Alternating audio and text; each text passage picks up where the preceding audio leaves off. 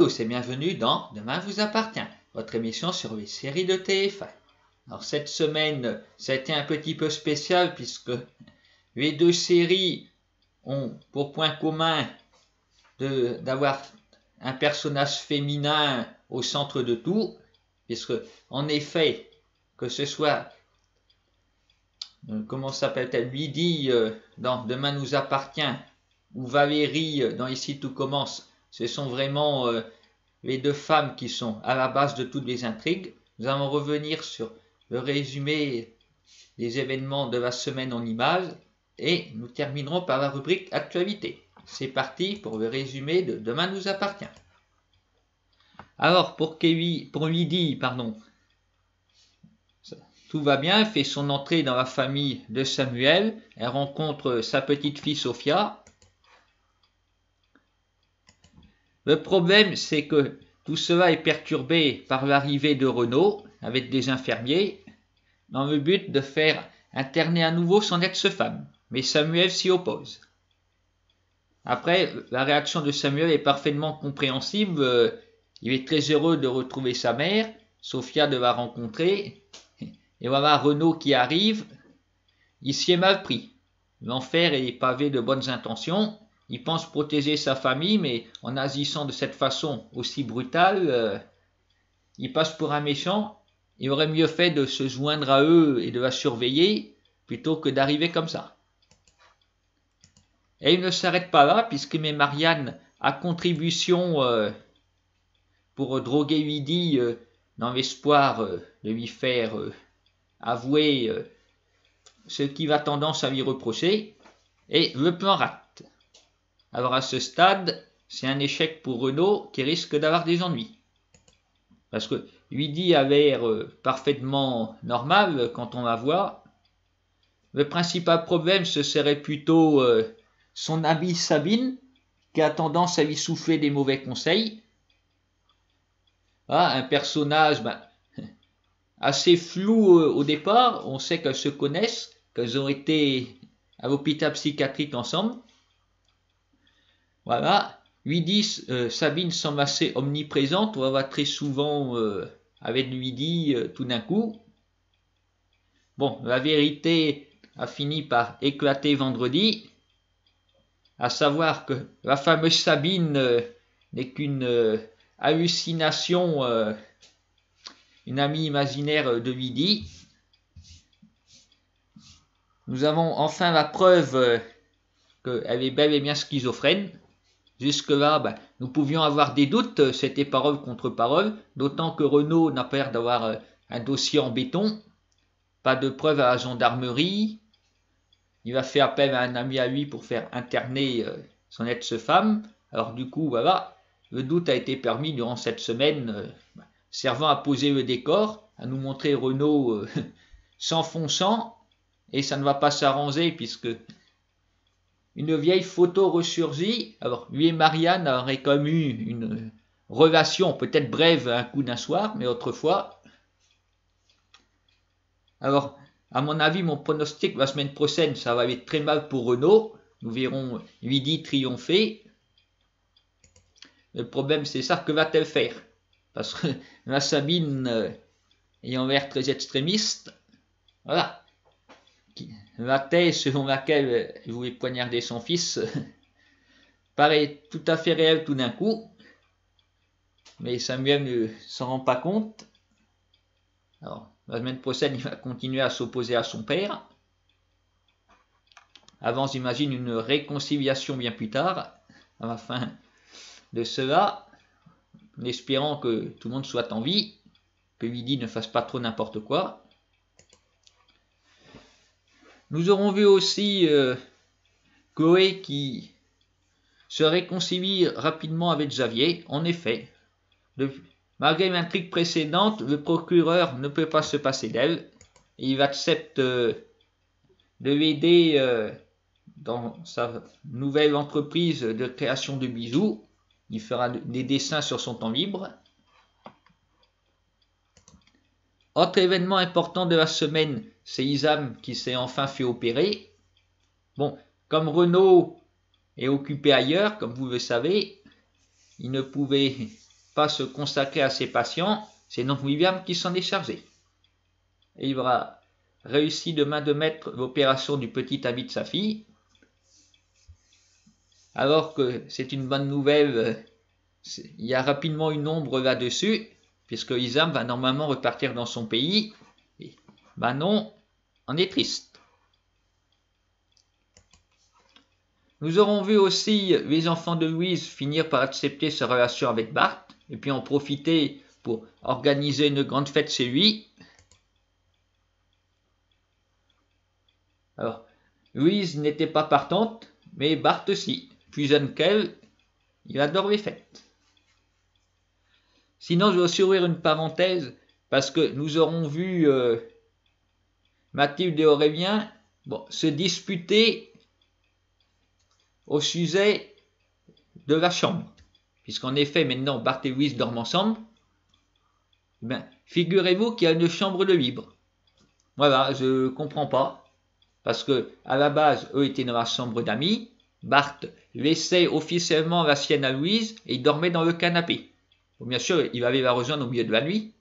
Mais justement, si lui dormait dans le canapé, c'est qu'il n'y avait pas une troisième chambre de libre qui restait vide. Et ça n'a pas de sens. Et là, maintenant que deux sont ensemble, et tout d'un coup, une troisième chambre est apparue dans ma maison. Voilà, c'est la chambre des secrets. Elle arrive comme ça.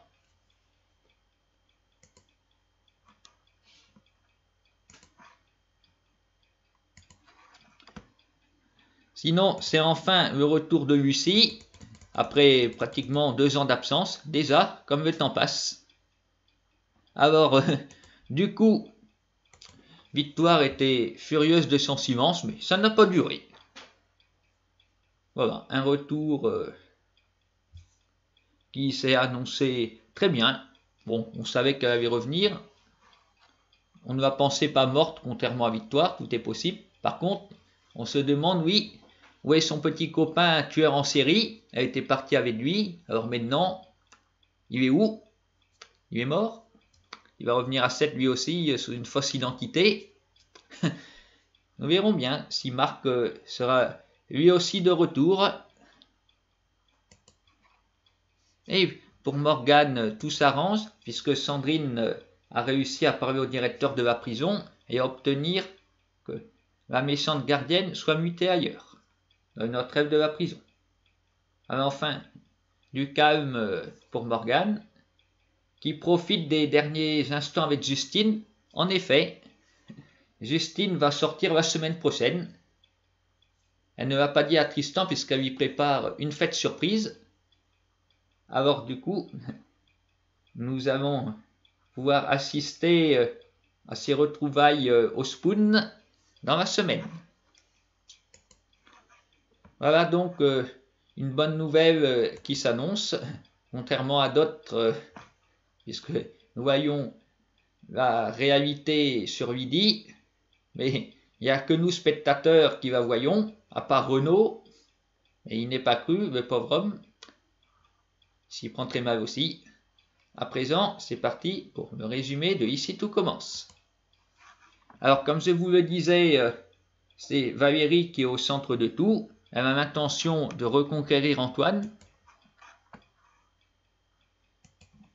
Rose a découvert qu'elle a en fait retrouvé la mémoire, mais elle n'a pas les preuves. Du coup, tout cela se retourne contre elle.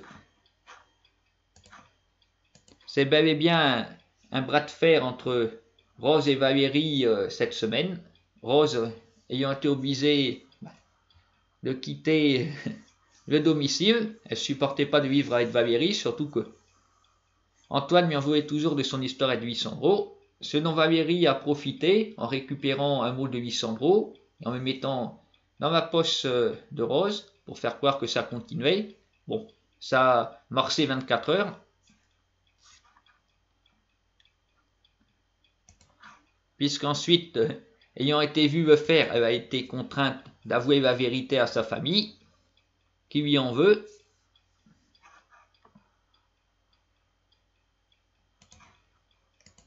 Du coup, Antoine s'est finalement réconcilié avec Rose.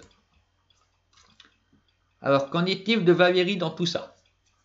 Va-t-elle repartir de l'Institut? Va-t-elle vouloir s'y faire engager?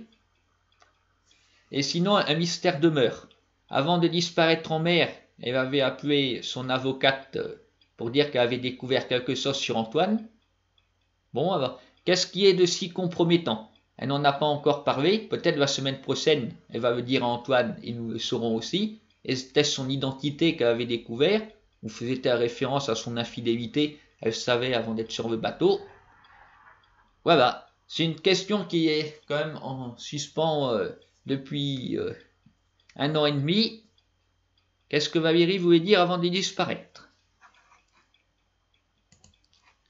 Sinon, nous voyons que les choses se terminent bien pour Elodie, puisque Gaël a accepté de la faire bénéficier d'un traitement pour retrouver la vue.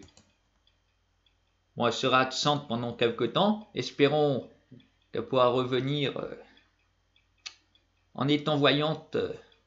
Je lui souhaite. Elle n'a pas été très cuite dans l'affaire, mais quand on sait que les gens ont ce genre d'handicap, on ne peut que souhaiter qu'ils aillent mieux, même si on a des choses à leur reposer. Nous aurons vu Maxime et Salomé faire des merveilles, puisqu'ils ont dû composer un repas enfant, et l'intraitable président du jury aurait été Esteban. Et oui, maintenant que ses parents ne sont plus fâchés, il peut venir faire les juges à l'Institut. Et il a visiblement très apprécié ce qu'ont préparé Maxime et Salomé. En fait, le plus important étant l'apparence, parce que si ce n'était pas attirant, il n'aurait même pas goûté. Les autres candidats, on ne sait pas qu'est-ce qu'ils ont préparé, mais visiblement, ils ont bien raté leur coup. Ils ont dû tout miser sur la saveur, et si Esteban n'en a pas voulu, c'est moche. Autre événement de la semaine, c'était assez couru d'avance, puisque Vincent a découvert que Laetitia lui a encore menti, et que Kelly est sa fille et non sa sœur. Ça, on s'en doutait, que ça finirait par éclater. Il a donc décidé de la quitter pour la deuxième fois. Bon. C'est un petit peu normal, surtout que Laetitia et Kelly sont quand même des personnes qui savent pas mal de mensonges derrière elles. La semaine dernière, Kelly avait donc fait la sauce bolognaise qui a été rajoutée en cours. On n'en a pas du tout parlé cette semaine, non. Mais bon, ça, ce n'est que reculer pour mieux sauter. Il y a déjà un mensonge de percée. Il reste ensuite son analphabétisme à révéler. Voilà, vraiment toutes les deux spécialisées dans les mensonges. Alors, que fait Vincent en conséquence? Il retourne sur un site de rencontre. Voilà, et déjà, il y a quelqu'un qui lui a répondu. Bon, il ne sait pas qui c'est puisque c'est des pseudos. Il s'agit en fait de Claire, avec qui il s'est disputé tout récemment à l'Institut. Donc, c'est le petit côté hilarant. Nous verrons s'ils vont se rencontrer tout de suite ou continuer à se parler sur leur téléphone et s'engueuler dans le privé. Sinon, comme prévu, Elliot et Greg ont fait équipe et, avec un petit peu de mal au départ, ils ont fini par faire du bon boulot. Claire est contente de leur travail. Par contre, ils font des merveilles en cuisine. Dans le privé, ce n'est pas ça. Greg est toujours très homophobe. Nous avons vu aussi Tessier se servir de Mehdi pour avoir Maxime dans son cours. En effet, depuis le début, Tessier avait plutôt tendance à appeler Maxime le puceau. Bref, des propos pas flatteurs, mais il sait reconnaître le talent là où il est. Il a donc décidé que Maxime serait en cours avec lui et pas avec Noémie. Et en faisant pression sur Mehdi, il est arrivé à ses fins. Maxime est donc enfin appelé Delcourt par son professeur, qui a donc enfin envie de le respecter. Alors Noémie a parlé de cette affaire à Gaëtan, cette affaire qui date de la semaine dernière selon elle, 24 heures plus tôt, mais bon, les séquences des épisodes ne sont sans doute pas ajoutées au bon moment. Mais bon, c'était surtout un prétexte pour que, enfin, le bisou tant attendu arrive entre Noémie et Gaëtan. Ben oui, nous l'attendions depuis début janvier. Après avoir joué au chat et à la souris, il concrétise enfin. Mais bon, est-ce que ça va durer ou est-ce qu'ils vont continuer à se chamailler tous les deux? Nous verrons bien la semaine prochaine.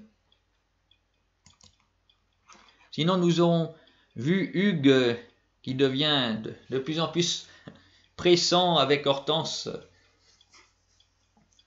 qui en a marre de lui malgré ses cadeaux de valeur. Elle a décidé de rompre. Mais visiblement, Hugues n'a pas décidé d'accepter ça, puisque nous voyons une image de Hortense sur un site de rencontre. Voilà. Donc, Hugues a décidé de se venger de cette façon.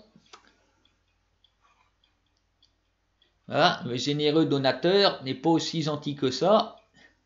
Et pour ce qui est d'avoir des sentiments pour Hortense, se comporter de la sorte ne peut que semer le doute sur ses intentions. Il va plutôt comme un objet qui a envie de s'acheter. Bien, et pour terminer cette émission, c'est l'heure de la rubrique Actualité. Comme vous le savez certainement, vous pourrez retrouver Franck dans cette section de recherche comme tous les jeudis. Mais par contre, vendredi prochain, il y aura le nouveau concert des Enfoirés sur TF1. Et à cette occasion, vous pourrez retrouver Lucie, puisque c'est Laurie Pester qui interprète ce personnage et elle est chanteuse. Donc, si vous avez envie de la voir aussi en dehors du feuilleton, ne ratez pas le grand concert des Enfoirés vendredi prochain. Et puis, achetez les CD et les DVD parce que, en raison de la crise sanitaire, le spectacle se fait sans public. Alors, ça représente de l'argent en moins pour l'association Les Restos du Cœur. Alors, si vous avez envie de les soutenir, voilà, achetez les CD et les DVD. Je vous souhaite une bonne semaine à tous et rendez-vous le week-end prochain pour une nouvelle analyse.